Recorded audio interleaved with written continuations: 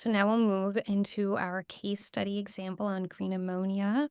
Once again, this is the first case study in the case study template that was developed over the course of this past year with our content working group. So I really want to thank everyone who contributed to that work in advance, and especially to our speaker here for walking us through it. Dr. Aurora Ginsberg is a principal scientist at Row Impact. She is also a trusted partner in the development of the Crane tool with Row and between Row and Prime.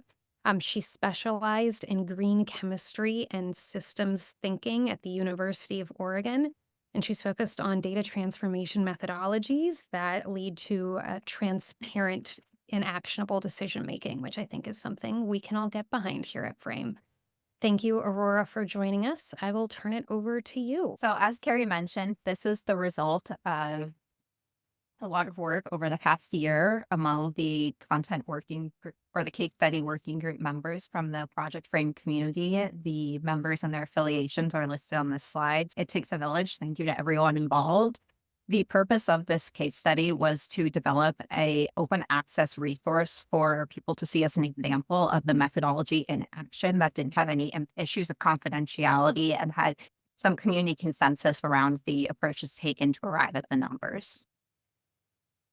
So to give you a sense of where we're headed, we looked at green ammonia as a solution, and then we looked at various different examples of what the status quo may be in the future compared to a green ammonia solution. As was shown earlier with these equations, you arrive at unit impact by taking the difference between the incumbent emissions intensity in a given year and the solution emissions intensity in a given year. So for this example, we're looking at global ammonia and the average emissions intensity in one solution in one baseline scenario that I'll talk about in a moment, and then the solution's emissions intensity. And then we have a positive difference between the two, indicating that there would be a benefit here and a savings of 0.67 million metric tons carbon dioxide equivalent per million metric tons ammonia. And then once you have the unit impact, you can multiply that by the production volume that could be anticipated for a specific technology or company deployment, and then use any adjustment factors that are reasonable and necessary to arrive at an annual. And what I'll highlight here is that 9 million metric tons annual impact is very high. That would be a substantial dent in climate change. And that's reflected of both the pretty significant unit impact here, but more significant would be the assumed market volume that's currently around 8% of total global ammonia production for what's shown here. That wouldn't be realistic for any one company, but for a very successful technology that's economically feasible, perhaps you could achieve this kind of emissions reduction. That's where we're headed. As a group, we were excited about working on ammonia as the case study of interest because it's such a critical issue for addressing both climate change as well as a lot of the UN SDGs. It's implicated in global hunger with its necessity as a component in fertilizer, and it's also critical to the chemical industry. But it's pretty emissions intensive and uses a legacy process termed the Haber-Bosch process that's reliant on natural gas to be produced. Now you can avoid natural gas and use electrolysis to produce the hydrogen for the process. But right now that isn't very efficient, and it does rely on the electricity used to produce the water splitting reaction, and the cleanliness of the electricity determines the overall cleanliness of that method of ammonia production. So if you don't have a clean electric grid, electrolysis isn't very beneficial. In this hypothetical example, the green NewCo has a direct to ammonia electrochemical pathway that bypasses Haber-Bosch altogether, and we've notionally assigned this to have 30% less energy requirements than typical electrolysis-based routes. And we've taken these assumptions to develop the case study analytics that I'll walk you through now. And one thing to note is that although ammonia is critical in fertilizer and the chemical industry, we've bounded this analysis to stop at ammonia production. And certainly you could take it further downstream and measure the impact there, but that wasn't the focus of this analysis. So when you go to construct an avoided emissions assessment, what you need to do is basically define two futures. One of those is the future in which your solution is fully successful and you can measure what the emission reduction is against the status quo if that solution never existed. And so you need to define each future in a way that is plausible to those who are experts in the space and trying to do this type of evaluation. So for our solution scenario, we defined it as this direct to ammonia electrochemical pathway that uses approximately 8.1 kilowatt hours to produce 1 kilogram of ammonia. Um, the contrary scenario where that solution does not exist is one in which we still rely on the Haber-Bosch process and may or may not have increasing amounts of electrolysis to produce green hydrogen for the process. So we looked at different amounts of electrolysis uptake in status quo and developed multiple sets of baselines to account for the uncertainty and how much electrolysis will or won't play a role in the future.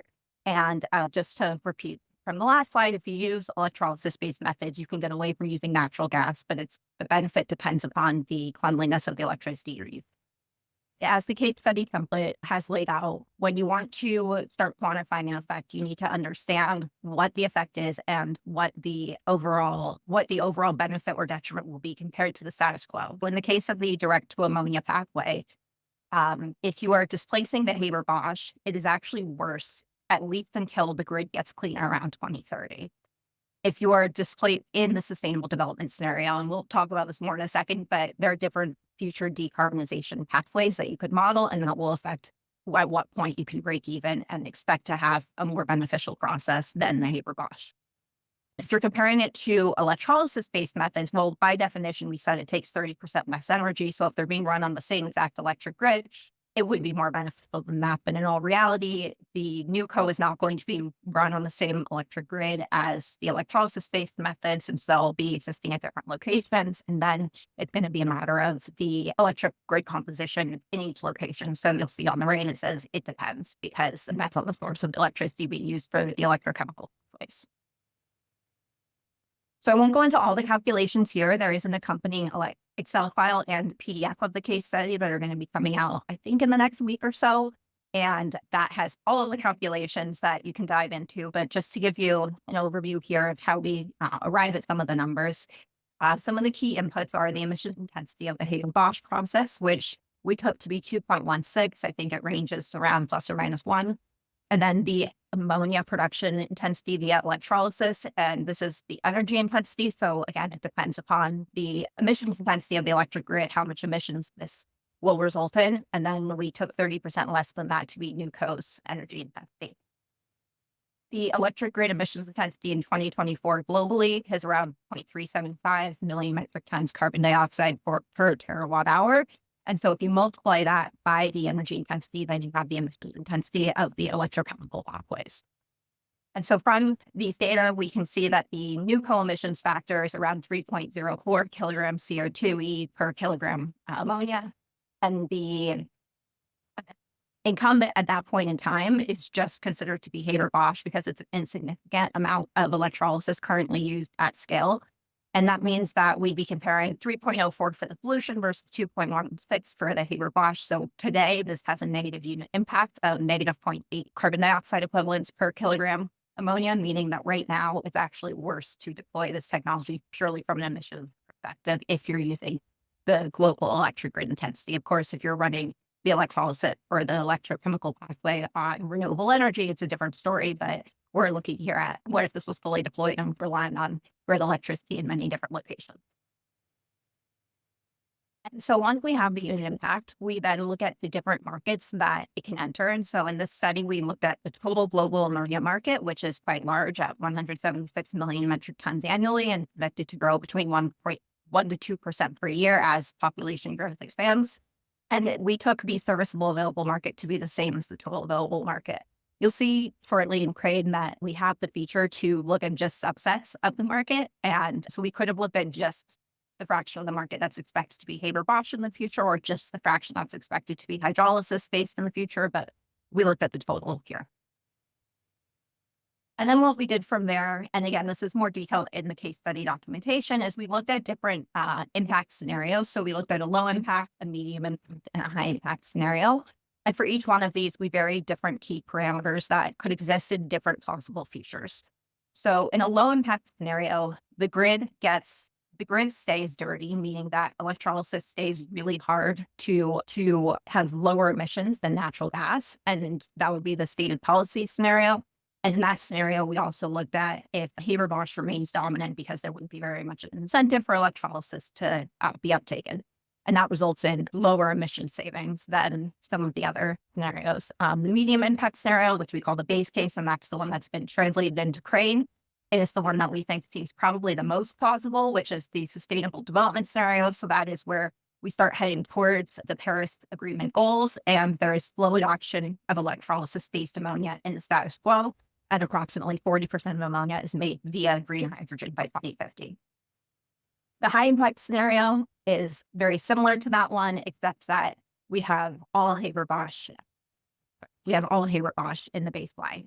And then a key parameter that we haven't talked about yet here that also really affects the impact is the rebound coefficient. So that's an adjustment factor, as Angeli was speaking to. And Project Frame is just in the beginning of reaching consensus around how to employ rebound coefficients. But the thought is that in many markets, when especially those that are sensitive to price and supply, when you offer more something, we actually have a changing size of that market that then doesn't reflect the expected emission savings on a unit per unit basis. I think LED light bulbs are a classic example of this. So if everyone's buying way more lights, even if they're more efficient than fluorescent or than incandescent, you don't have the emission savings that you would have been expecting because the market size has expanded. So we tried to we did temper the results somewhat for the medium and low impact cases by considering that more ammonia may just be demanded if you're producing it more cleanly. And so the results of the three different scenarios are shown here. And what I want to highlight is the large variety of negative or positive impacts that you could have depending on these three scenarios, all of which are probably plausible. And so this speaks to the importance of really thinking through the assumptions, talking with experts, talking among the team around what future you all can most align on that seems plausible and realistic and doesn't overestimate the likelihood of benefit. In the lowest impact scenario, there's actually a negative consequence for a new coast deployment, whereas in the medium impact, you have around 2 billion tons of carbon dioxide avoided cumulatively by 2050. Very significant when we emit like 50 billion a year. And then by the highest impact, you're over 4 billion tons. Large variation there, and it really just depends upon what parameters that you assume to be more possible. So with that, I'm going to take you into how we implemented this in the Crane tool after. So we started by doing this all in an Excel sheet, and you could certainly do all of these analyses in Excel sheets or in Python. That is probably the hardest barrier to entry because it requires you to open a blank page and put in all the data yourself and know how to do all the calculations. There are community tools out there for assisting with these and trying to make this type of work more accessible for everyone. Project Frame has showcased these tools in the linked page on the slide, which goes to the Project Frame tool showcase. In there, Crane and Morescope are included, and Crane and Morescope developers, I'm one of the Crane developers, were members of this case study working group. So we were able to translate the case study into Crane and Morescope. And Morescope, I think if you sign up for a free trial, you can access it in there. I'll show you how to access it in Crane right now. All you need to do is sign up for an account and search for it. So I'm really proud that over the past year, the team at Row Impact and Prime have been developing the latest version of Crane, which is totally revamped from if you visited it in the past. And it's now directly aligned with the Project Frame pre-investment guidance, methodology, and metrics. And it's changed the user flow to be intuitive, where it just takes you step by step through all the metrics necessary to develop an analysis, but everything's pre-populated with data that you can change or modify, but you don't have to arrive in a blank screen and wonder, where am I going to get data from to populate this? The new version, we hope, offers an intuitive and improved user experience so that you can understand how you got from A to Z and how your results depend upon the inputs that you put in and that you're not over-relying on defaults. This was premiered and launched at SF Climate Week back in April. There's some press around it. You could click the link to see more, but really awesome to see a panel of Prime, Row, Autodesk, Harvard Management Company speakers talking about the need for these types of tools and more community alignment around forecasting impact potential and impact. So when you go to Crane, the first thing you'll need to do is log in, create a free account. It's easy. Once you log in, this is the landing page. And from here, you have some options. You can either search for a technology, upload a Crane file that you've already developed, or look into your solutions that you saved to your account. in the case of the ammonia case study, I can just start searching ammonia and you'll see the top result is green ammonia project frame case study.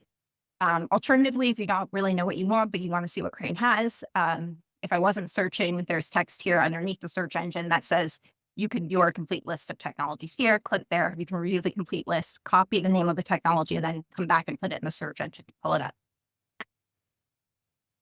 Once you select your technology of interest, you'll go to the page that says Set Unit. From here, you can read a description of the model as it was made, and then you will set the start and end dates of your analysis. Remember that for planned impact, we generally like to work on timescales less than 10 years, whereas for potential impact, you might be interested in going all the way up to 2050. And then there's a default sales unit that was made with the model, but if we have conversions to other sales units in our database, you can select from a variety. So here we're looking at different mass units. So instead of doing megaton, you could select any of these others instead. And then when you go to enter your market forecast data, you'll be able to enter it in the unit you're most familiar with.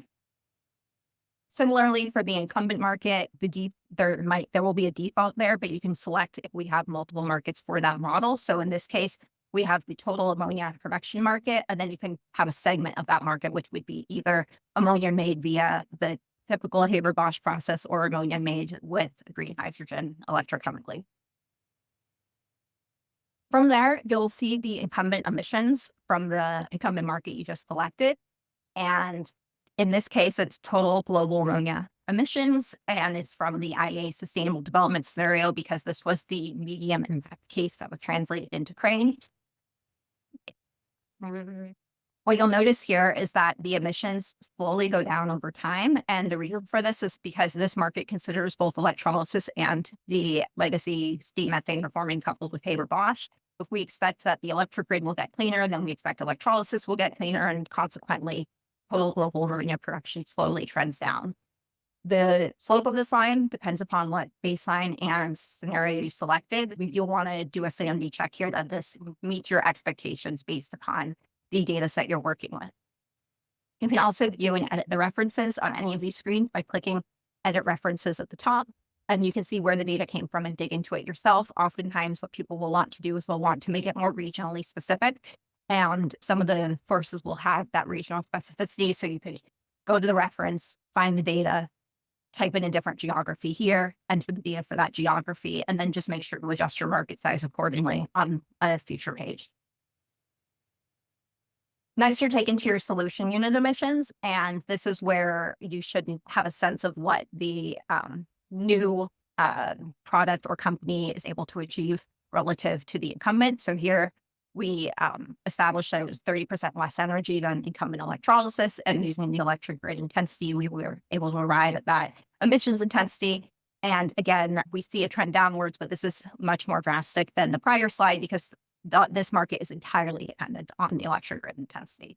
So it gets cleaner over time, right in line with the sustainable development scenario projections. The following screen is a review of your unit impact, and this is not a screen to enter or change data, but really to force the user to reflect upon what the data are saying and if it aligns with their expectations and understanding of the technology. So here we're seeing that the unit impact starts negative until around 2030, where it breaks even and then starts trending positive. And that's expected based upon what we've already been getting at, where initially the electric grid is too intense for this electrochemical pathway to be more emissions efficient. But as we project that the electric grid gets cleaner globally, you start to see a more positive impact, and that is reflected in the positive unit number. The next two screens are related to the market size and determining what the unit impact needs to be multiplied to determine your planned or potential impact. So this first screen here is your serviceable available market size. And remember, you determine what that market is on the set units page. So we determined it would be total global ammonia production. And in this case, we see it's that 1 to 2% annual growth rate that was talked about earlier. So we see total ammonia market quite large, measured in megatons here. And you could change this if you had changed your geography and say you only wanted to look at the US, you would clear all these numbers and then have US global ammonia market size data that you would paste in instead. The next screen is critically important to understand as a user because this so influences the results you get. And whenever people come to us and say, can you just give us the answers? It's like, well, it depends upon your market penetration. That's like it really just comes down to how much of the solution it exists in the market in the future. So you can do this at the company level or at the technology level. And you can see that toggle at the top that lets you go between the two. So if you're doing a technology projection, you can use a technology diffusion curve known as an S curve to see how the technology might deploy into the market if fully successful commercially. Now, it's unlikely to be attributable to any one specific company unless maybe you're like Apple. But otherwise, it's going to be a combination of companies. So this would want to be attributable to the technology. And why we call it a technology projection and referred to as potential impact, because you're also generally looking on longer time scales. And what you'll see in the graph on the right is that the black trace is the total available market that you could be deploying into. And then the green trace is what's currently being represented with your obtainable market penetration that will change dynamically as you change the different parameters on the screen here. You can change any of the S-curve parameters that are shown in these three boxes: saturation, takeover, or hypergrowth. You can also select from some of our preset diffusion speed templates that are notional but give you a sense of different rates that the S-curve could occur at. That affects ultimately when you capture certain portions of the market. Alternatively, you can paste in a technology forecast if you have one in a table that exists. So in this example, I had one from the Excel version of the case study. And what I did was I just created a 2-column table in Excel and pasted that into the year cell here, and then developed the S curve that way. So that's an option as well. One thing to note, and I think I've said this already, but I'll say it again, is that this is not a forecast for any one specific company. This is saying if Nuco's technology was fully successful and adopted broadly, what would the potential emission savings be? If we were looking at the forecast for one specific company, and then what's necessary is really a company market forecast. And that should be based on scaling plans and operational data and known production volumes. And that should be on a time scale less than 10 years. And that's where you could have a planned impact assessment that's attributable to one specific company. And if you toggle the top layer here on the page to do a company projection, it won't let you do an S curve because this should not be full deployment into the available market. This should be based on a small fraction of that market that's with operational scaling realities that are known on shorter time scales.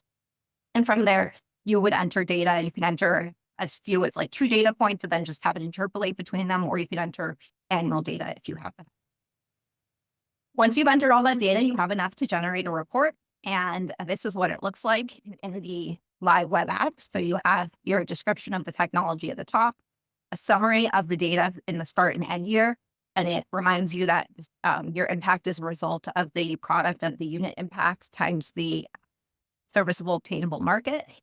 And then your cumulative impact is the sum of each annual impact. You also will see charts of your annual and cumulative impact, and then charts of your unit impact and serviceable obtainable market that you saw on earlier screens as well. You see a summary of the data that you've selected throughout, including your geography, the specific market you were looking at for your SAM, what solution you were modeling, and what your incumbent market was. You'll also see the references used throughout that you can edit if you're creating your own model. Something you'll notice here is that we have 3 traces for each of these charts. And a little bit confusingly in this context, these are not the 3 base, like the low, medium, and high impact case that were developed through the Project Frame case study. This is a reflection of the uncertainty put into the grain tool. So on a few pages, we've added the ability for users to input uncertainty where they are most likely to both know and have control over it. The solution unit emissions and the solution market deployment forecast allow for users to put in their own uncertainty on the corresponding pages. So right now I just left it at 25%, but you could change this. So maybe you have a few different design or prototypes for the solution and have known emissions intensities, they could be entered there. Or if you're using a literature review and different types of emerging technology have different known emissions intensities, you could take the range and put that as an uncertainty here. Similarly, for the market forecast, if there are contingencies around scaling plans, you can incorporate that into an uncertainty and put it here. In this case, you can see that the 25% uncertainty on these 2 parameters leads to a variation of like 1.6 billion tons carbon dioxide avoided cumulatively by 2050, all the way up to 2.9. So some variation there. It certainly doesn't bring it negative, like in those 3 scenarios we looked at earlier from the case study, because that was varying much more than just uncertainty. That was looking at totally different incumbent futures that may exist. So once you have your report, you have some options for returning to it later and being able to share it for different use cases. So you can save the solution to your Crane account, which I highly recommend doing if you've modified anything. That way you can easily pull it up again later. It will be saved to your solutions page that you can access from the landing page. You can also download it in a variety of formats. You can download it as the Crane input file. So if you want to share it with a colleague who also has a Crane account and they want to be able to modify it, that's how you would do. You can download the web report as a PDF, or you can download an Excel workbook if you want to do further analysis of the data. So if you wanted to incorporate a rebound effect, it's really straightforward. Download the Excel workbook, add the 3 columns that shown in yellow where you have a rebound factor, take that through the math Angela showed earlier, basically multiplying everything by 0.9 or all your annual impact by 0.9, you'll have a rebound adjusted annual impact, and you can have a rebound adjusted cumulative impact as well. In summary, we have built Crane for the community. We at Grow and at Crime know how to do these analyses ourselves, but this is meant to be a community tool to help other people to do these analyses. So we want to hear from you. Please help us prioritize roadmap directions and resourcing by interacting with the tool and with us. You can send us your feedback, bugs, questions, use cases, feature requests, or anything else to info@cranetool.org. And anyone can access the Project Frame case study in Crane. I encourage you to play around with it and see how different parameters or assumptions would change the outcome of the model. And we've just gone through one of the models in Crane today, but we have around 250 in there at this point. So go in there, check out the different models. You can modify them to better represent your own system and change as much or as little as you want. Theoretically, you could start with a cement model and change every single thing in there and turn it into an ammonia model if you really wanted to. It's the degree of modification is up to the user. And I think that's apparent at this point, but Crane now follows the Project Frame pre-investment methodology. So if you have any questions around what certain metrics mean or why certain math is occurring, check out the methodology. It's all in there. With that, we can take questions. First and foremost, I think everyone needs to give Aurora a round of applause. That was a ton of information dedicated or given perfectly. So thank you so much. I know that was a lot to do both the case study and the Crane walkthrough. So this first time we've made one person do all the speaking. So you crushed it. Thank you very much. First, I just wanted to once again thank Dr. Aurora Ginsburg, Row Impact, and our content working group members that developed a lot of this work. And I see Muse is on the line and they are currently working on a case study. So we will give them early congratulations for testing this process for us. And we really want to hear from you if you're interested in going on this learning journey with us and being willing to take a leap of faith in practicing the case study template and sharing out best practices with the community. I had a couple of questions for you, Aurora, and then I'll get to those in the Q&A. One was, can you please just quickly talk about like how one would modify the model in Crane? And I was also wondering, you had mentioned doing a shorter time scale versus 2050. I thought you could talk more about that because I think that's relevant to a lot of folks. First, if you wanted to modify the years, that's on the homepage here. Let's say for the Project Frame green case study, we wanted to go to 2030. That's where you would change it. And one thing I didn't mention is that you can click skip to results if you really don't want to change anything else, but let's go ahead and change some other things. Um, sorry, what was the second part of your question, Carrie? That changed here? Why the shorter time scale versus 2050? Oh, for planned impact. So if you want to look at the impact that could be attributable to one specific company and use their market deployment forecast, you would want a shorter time scale. I think the official guidance is 10 years or less because that's a typical investment holding period. Thank you. Yes. Is there another part of changing this though? So actually, I have a question here about how do you input the emissions factor uncertainty? So here, your solution emissions values. So we have 25%. Let's do 10% uncertainty. And then just see how that changes the results. So here, this is pretty different than what I just showed, where now we can see the adjusted time frame only goes to 2030. And this would be a reflection of the 10% emissions factor in the solution. If we wanted to really bound it to not have very much uncertainty at all, we could have 0% uncertainty in the market forecast. And then I think this should just be the 10% of the solution. Yeah. emissions. But then I bet we'll have pretty tight error bars. Not as tight as I would have expected. Have to play around with it. And I would also always recommend just double checking the data a bit so you can download the Excel workbook and make sure that things are tracking. But it could be the case that the 10% uncertainty here is reflected and it just isn't. It's still results in quite a spread based upon the emissions intensities as they are. Thank you. Just answering a couple Yeah. questions in the chat. Here's a question. How did you determine the rebound coefficients? Good question. I will do my best to answer that because Michael led the group and he had a family emergency today.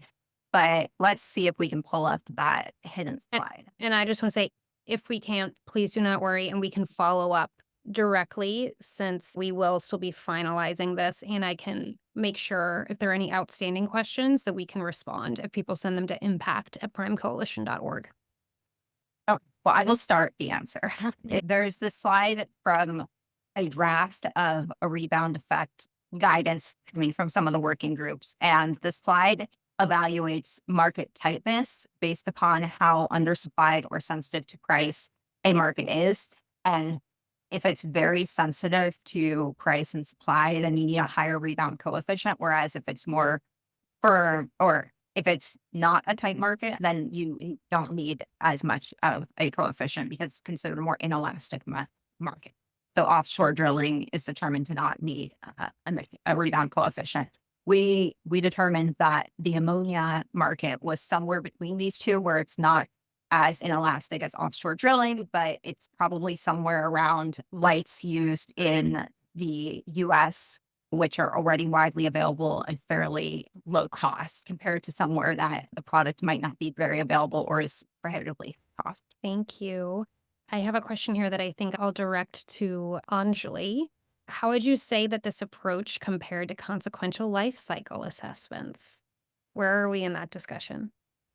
A great question. So, first of all, there is this question and adjustment factors of how we consider systemic effects overall that do not fit into unit impact and volumes. As most basic, we know that we need to think about things that simply don't get bucketed into those two categories. We have just started to look at consequential LCA as a way of considering systemic effects. Some of those may end up falling into question sets within unit impact. For example, this may be relevant for your literal unit impact equation in some cases, or it may be a category that falls into adjustment factors. Because we're early in the adjustment factor set, we have to basically do this harmonizing effort of thinking about where and how we're going to start to apply LCA related learnings, including how they think about scope of analysis, how they think about inventory analysis, and overlay that with what we've already produced in the pre investment guidance.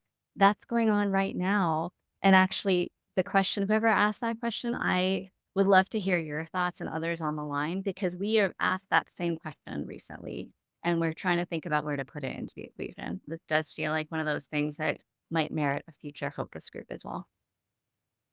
Thank you. I will just double down and say that is part of the conversation that we plan on having at our next in-person convening, and to try to set up guardrails for where you're so early stage that using frame makes sense. And then at what point should an LCA almost be a requirement? If you want to be part of that conversation, please let us know. We have another couple of questions. Think this is for the crane analysis, but I'm not sure. Jessica, please chime in if I'm getting this wrong. But on the S-curve calculation, how do you select the takeover and hypergrowth values? Good question. So when you go to a technology projection, it has right now just set to follow some standard diffusion template. These were derived from the methodology guidance where there was a slower standard and accelerated S-curve default. And here, this just really gives you a sense of different parameters you could consider that might be reasonable. But if you wanted to set them yourself, there is some explainer text here too. So saturation, one being it's going to reach 100% of the market. Unlikely. So let's make that 50% of the market. Takeover time, it says time to reach 50% of saturation in years. So right now we're going to say, well, 4.7 years to reach 50% of half the market. So 4.7 years to reach 25% of the market, basically. And that will depend on the time frame you're looking at. Here, we're looking to 2040 just by like the default, and that's what it was. So maybe I want to take longer and say it's going to be 8 years. You can see that really flattens the curve. And then the last parameter is hypergrowth. So the time to reach 10% of saturation. And since we extended the takeover time, let's also extend the hypergrowth time. So this will further flatten the curve. And you can see the effect in real time there. Does that answer the question? Yes, it's an art. That's what I learned when I was trying to do it myself. But I saw that you had decimal points, which my spreadsheet also had. So that made me. And that sort of gets us to our last question, which I'll share out loud, which has more to do with thinking about the what we call the relative versus absolute baseline. So how things can change over time based on what becomes more economical or different production facilities. And what I also say that is just as much an art as a science, and that in the methodology guidance, we talk about how it is important to consider not just what a stagnant baseline would look like, but how your baseline would shift over time if an incumbent was to change or if production became more easy. And then we also talk about, and Aurora touched on this a little bit, but if you make something that is more economical and better, chances are a lot more folks will buy it. And then in some cases, you might negate some of the emissions reductions that you're hoping for. We talk in Project Frame a lot about less expensive EVs in Asia. And so now there are a lot of people who used to be biking who are now using cars. So even though the intention of the EV was to reduce emissions, the increase in production has unfortunately negated some of the emissions benefits that they had hoped for. This is definitely an art form as much as it is a science, but that's why we welcome these conversations so we can all hopefully improve together to make sure our capital is going towards the best possible climate solutions. I want to give one last round of applause to Aurora, as well as our content working group members and Team Prime, because there's a lot of work that goes on behind the scenes to make these meetings possible. So thank you all, and thank you everyone who attended. It means a lot to see so many people interested in following this work, and we look forward to improving it together with you.